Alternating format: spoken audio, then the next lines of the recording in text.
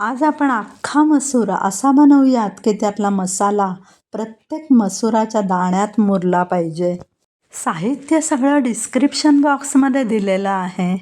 Recipe सुरू करण्यापूर्वी तुम्ही जर माझ्या चॅनलला सबस्क्राईब केलं नसेल तर पटकन सबस्क्राईब करा आणि बेल आयकॉनवर क्लिक करायला अजिबात विसरू नका.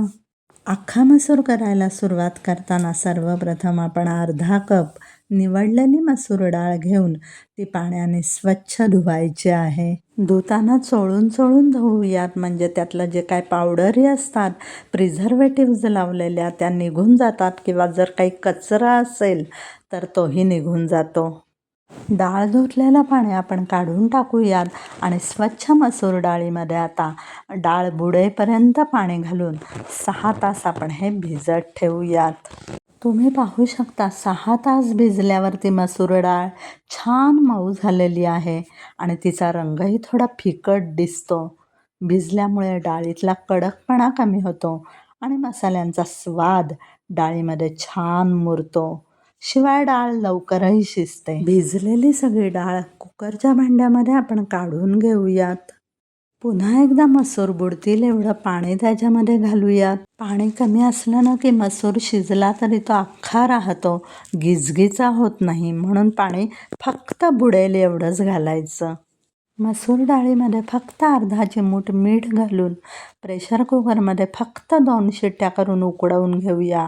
मसूर व्यवस्थित भिजलेला आहे, त्यामुळे फार शिट्ट्या अजिबात करायच्या नाही. शिट्ट्या होईपर्यंत इतर तयारी करायची. एक मोठा कांदा स्वच्छ धुवून घेतलेला आहे. कांदा साधारण मोठ्या साईजमध्ये आपल्याला कापून घ्यायचा आहे. कापलेला कांदा घालूयात मिक्सरच्या भांड्यात. 5-6 सोललेल्या लसणाच्या पाकळ्या घालायच्या. एका हिरव्या मिरचीचे 2 तुकडे करायचे आणि थोडंसं पाणी घालून त्याची दरदरी पेस्ट करून घ्यायची. तुम्ही पाहू शकता कांदा लसणाची अशी दरदरी पेस्ट झालेली आहे.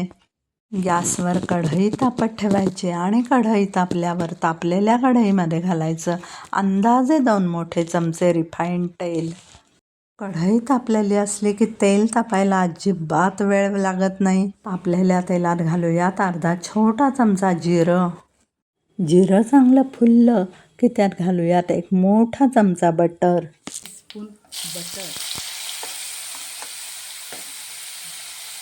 गॅस बंद करून बटर व्यवस्थित वितळवून घेऊयात.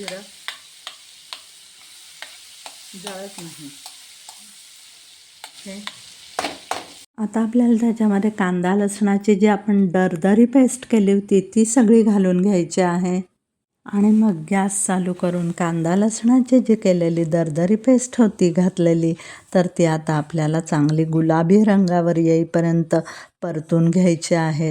कांदा लसणाचा कच्चा वास जाईपर्यंत परतायची. कच्चेपणा गेला की आपोआप रंग बदलतो. गुलाबीच्या रंगावर येईपर्यंत परतायचा आहे. बनामीचा रंग त्याला कांद्याला आला पाहिजे. परतला गेला की ते आपोआप शिजला की त्याचा रंग तुम्हाला दिसतो.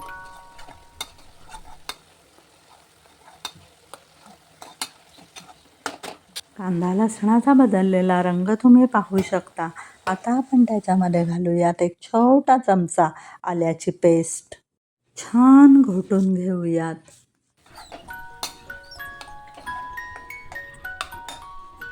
घालूयात अर्धा छोटा चमचा धणेपूड, अर्धा छोटा चमचा जिरपूड, अर्धा छोटा चमचा गरम मसाला, अर्धा छोटा चमचा कांदा लसूण मसाला आणि अर्धा छोटा चमचा तांबडं तिखट.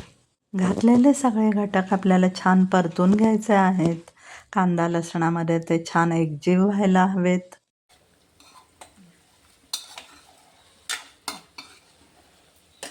मसाले कांद्यात एकजीव झाल्यावर त्यात अर्धा चिमूट बेकिंग सोडा घालायचा आणि चवीनुसार बारीक मीठ घालून पुन्हा व्यवस्थित परतून घ्यायचं.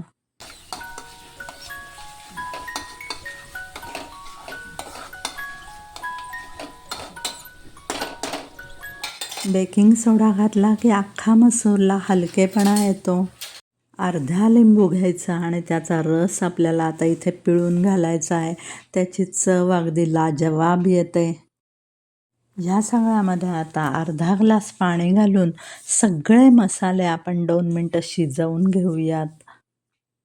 शिजवण्यासाठी त्याच्यावरती 2 मिनटं झाकण ठेवूयात. 2 मिनटं झाली की झाकण काढायचं. अरे वा, तुम्ही पाहू शकता ग्रेव्ही किती लालबुंद झालेली आहे. मसाल्याचा सुंदर सुगंध आणि तेलाची हलकीशी कळ दिसायला लागली की समजायचं ग्रेव्ही छान तयार झाली आहे. अशा या लालबुंद चटकदार ग्रेव्हीमध्ये आता आपल्याला घालायचा आहे शिजलेला अख्खा मसूर. तुम्ही पाहू शकता मसूर असा अख्खा राहिला आहे. आपण तो 5-6 तास भिजवलेला होता आणि फक्त 2 शिट्ट्या करून घेतलेल्या होत्या. त्यामुळे तो अजिबात गिचगिचा झालेला नाही. व्यवस्थित तो अख्खा दाणा राहिलेला आहे. शिजलेला अख्खा मसूर ग्रेव्हीमध्ये छान एकजीव करून घेऊयात. ग्रेव्हीतला मसाला मसुराच्या प्रत्येक दाण्यात मुरला पाहिजे. पुन्हा एकदा झाकण ठेवून त्याला दमदमावून वाफ आणूयात. मसुराला वाफ येईपर्यंत चला आपण वरून घालण्यासाठी तडका करून घेऊयात. तापलेल्या तडका पात्रात घालूयात 1 मोठा चमचा तेल.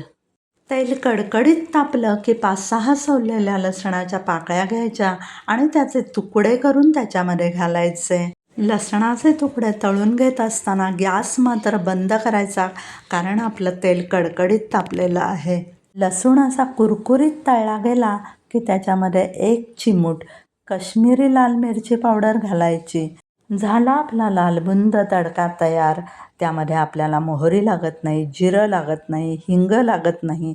असा हा तडका आता आपल्याला वरून घालायचा आहे. 5 मिनटं झालेली आहेत आणि इकडे आपण झाकण उघडून पाहूयात. मसुराला दमदमून वाफ आलेली आहे. तयार झालेला अख्खा मसूर आपण एका बाउलमध्ये काढून घेऊयात. तुम्ही पाहू शकता मसुराचा आकार टिकून राहिलेला आहे. या घट्टसर चमचमीत ग्रेव्हीचा रंग आणि सुगंध मात्र भूक वाढवणारा आहे बरं का. मसाला मसुराच्या प्रत्येक दाण्यात मुरलेला आहे. त्यावर गार्निश करूयात गरमागरम लसूण तडका. वरून किंचित ओलं खोबरं आणि कोथिंबीर.